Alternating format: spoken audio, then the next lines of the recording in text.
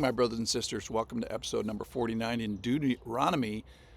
We're going to ask today, how many wives is best? We're going to do a little bit of a tricky topic about what do you do with female captives, and could marriage have a role, and what is the role of marriage, and how many marriages is a good idea? This is going to come from Deuteronomy chapter 21, two sections. Here's the first, verse 10.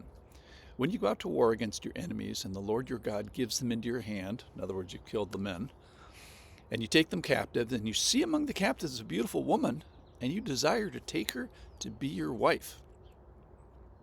And you bring her into your house, and she shall shave her head and pare her nails.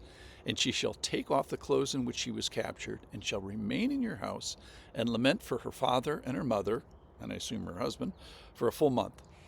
After that, you may go into her and be her husband, and she shall be your wife. But if you no longer delight in her, you shall let her go where she wants.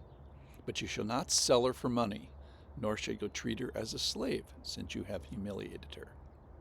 So the topic here is, how do you treat women from other conquered cultures?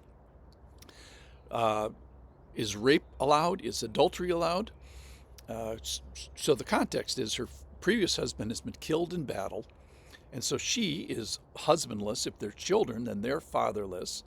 And this provision here is about giving her a home, giving her clothing, giving her time to mourn, not treating her as a slave. So there are some benefits here to this life-saving provision in the codes of war.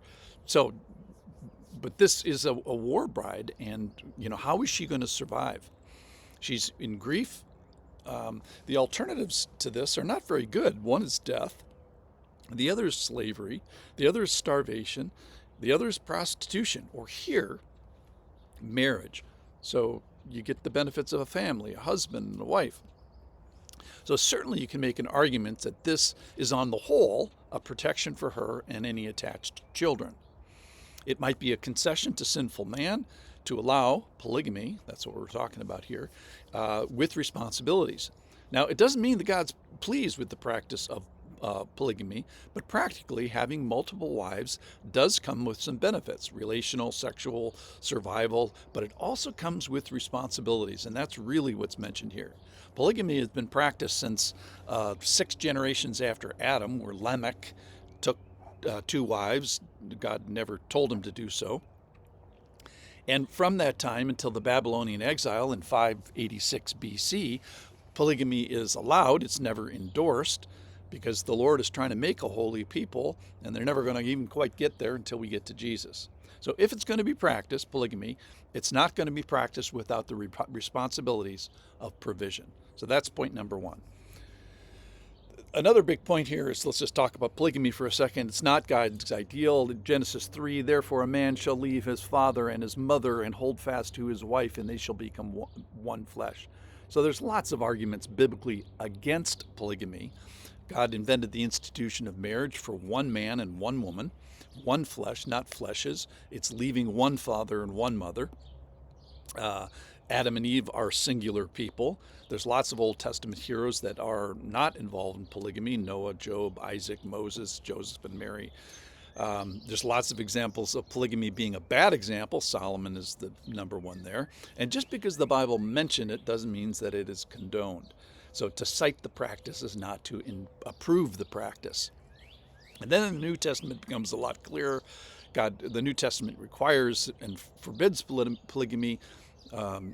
In 1 Timothy chapter 3, verse 2, the elders in your congregation, therefore an overseer, an elder, or a teacher, pastor person must be above reproach, the husband of one wife. And Jesus reinforces it by mentioning the passage from Exodus. So a singular wife is the ideal and the design. All right, so let's talk about the problems with polygamy. He's going to mention one, just the next verse, verse 15 in Deuteronomy chapter 21. Here it is, verse 15. If a man has 2 wives,